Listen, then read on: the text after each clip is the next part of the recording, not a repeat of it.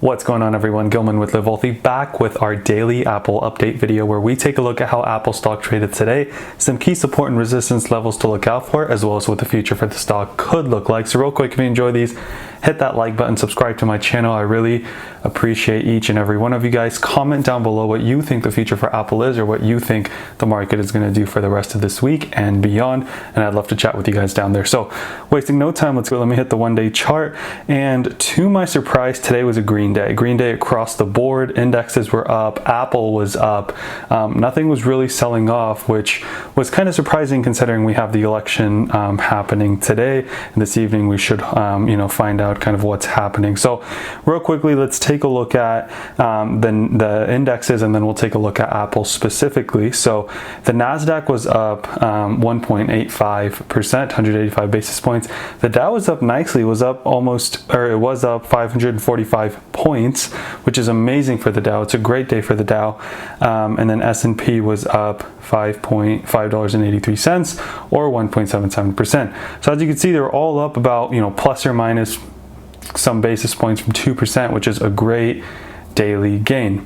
Now, they are all slightly down. So the Dow is down 29 points after hours, S&P is down 0.25, 25 basis points, Apple's down a little after hours too, but nothing crazy, right? That's why I waited a little more than usual. I waited another half an hour to see if we were going to see some crazy sell-off into the close, some crazy sell-off after close, but fortunately we didn't get that. So let's take a look at Apple stock. So we ended the day yesterday here in the 109s, or this is after hours, excuse me.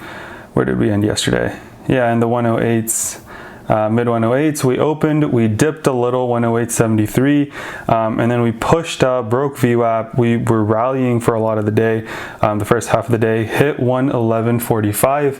We kind of hit that level here in the 111s.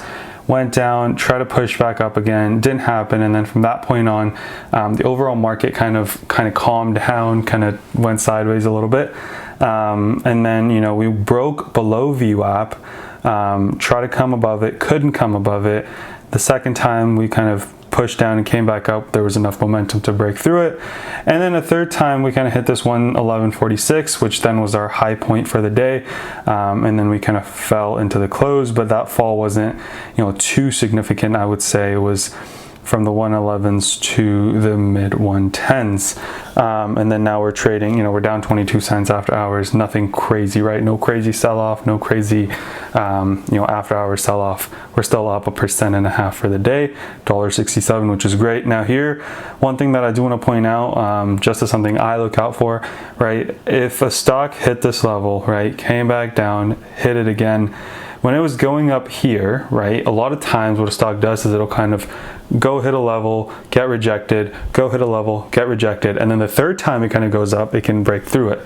Now, understanding today is election day and it's not gonna, rally like crazy probably, I was looking out for that, but when it didn't happen, I wasn't too surprised. Now, taking a look at the daily chart and kind of what we can have coming in the future, right? Now, one thing that I do want to say before we do this technical analysis is a lot of what the market is trading on right now is not specific stocks. It's what's going on in the world around us.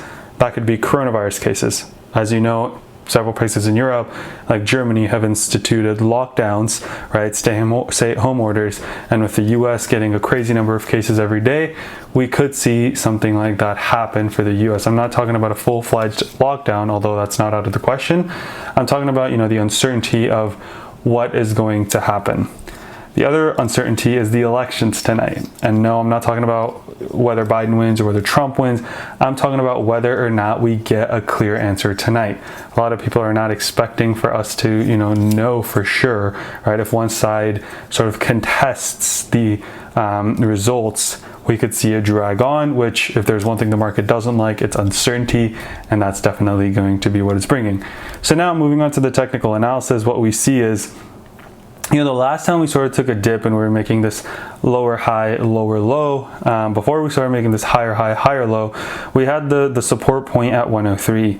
This time, right, again, this isn't enough, right, because we kind of got this here too, right? So we were making lower highs, and then we had one green day, and then we were kind of following this downtrend again. I would not count out of the question if there is election uncertainty, or we get some bad news or anything uncertain from the market, that we could start pushing down again. But assuming we get a clear sort of winner tonight and that's sort of behind us, then we have the stimulus and the vaccine to look forward to, we could start pushing up again. So based on that, basically our low point for today was 108.73, which I think should hold up as support in the immediate term. And then the next support from that point on would be the day before, which is 107.32, the low point of that day, should hold up as support as well. Now, below that, we've got support here going back to early September in the 105s, and then we've got that 103.10, the low we set back on 9/21, September 21st. So those are kind of 4 points to look out for if we were to drop. If we were to push up, the next point to kind of look out for, there's a lot of sort of little resistance points that we have, right? So the first one being the high for today that I sort of mentioned we were able to knock on, but not necessarily break through, and that's in the mid 111s, only $1 away. And then this 112.72/113 area that we had sort of talked about being as support, and it did hold up as good support for a while, right? If you see here, anytime the bottom end of the candles would go kind of to that level, we'd bounce up. That could now be resistance, right? It might take a little bit of momentum to get over that and for that to act as support again. And then let's take a look at, and then, I've got these three lines, 117, 119, 121. We'll talk about those when those seem kind of more in reach. But yeah, those are kind of three levels that we were looking at, right? I made that video about the consolidations happening at each of those levels, but that's when we were trading in the mid 110s. So hopefully we get back there soon, but not going to really talk about it for now. So we've got the 20 and the 50-day moving average and the 116s. Those are going to gradually start coming down unless we push up towards them, right? Because they're the averages of the previous 20 and 50 days. And then we've got the 200-day moving average all the way at 91. Should we fall that low, we should have great support at 91, but I hope we don't go down that low. And then with the EMAs, we've got, let's see, we've got the A EMA at 112. I'd really like to see it capture that, right? Capture the A EMA. And then we've got a bunch, we got two at 114s, which are the 21 and the 34. The 55 EMAs at 113.09, levels to look out for. And then the 89 EMA is 108.72. Now, I've pointed this out multiple times, right? And I'll point it out again. The reason I like looking at these EMAs, and I've shown it throughout, the course of when we've done this. But the EMA, right, number right here, and then take a look at the low. The 89 EMA was at 108.72, and the low was at 108.73. So we perfectly bounced off of the 89 EMA. Right there, right? If I were to zoom in, right there, and take a look at yesterday, right?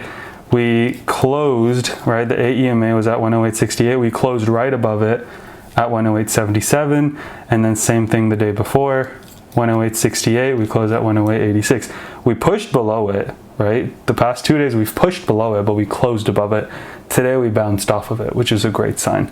So just some key levels to look out for. Other than that, I'm just gonna kind of reiterate that, it is election week. I'm not super aggressive in a lot of my positions just because I don't know what's gonna happen. No one knows what's gonna happen. If we get a result tonight, hopefully, things can start pushing back to normal and that the uncertainty is gone. And if we don't, then I think we could see more uncertainty in the near term. But the positive catalysts that I see coming are the vaccine news and the stimulus bill. And then for Apple specifically, there is another event happening next week, November 10th, where they're probably going to announce the MacBooks, and they're moving away from Intel processors into their own ARM-based Macs that are going to run on their own processors. So if you're someone looking to buy a Mac, I would highly recommend waiting for a little bit. You don't want to buy the Intel ones and then a couple of years from now they don't support software updates on it. So just something to keep in mind. Hope you guys are all staying safe. Hope you guys all voted today. It's really important for us to take part in our democracy, but hope you all are staying safe. Hopefully there's nothing crazy that happens this week, but if it is, I hope that, you know, each one of you are able to stay safe. So with that, that's all I had for you guys today. Drop it down in the comment section if you or what your trading plans are for this week as you push into elections and hopefully move past elections. And then like the video if you are enjoying the content, and subscribe to my channel. Let's remember to be a bit better every single day, and until next time.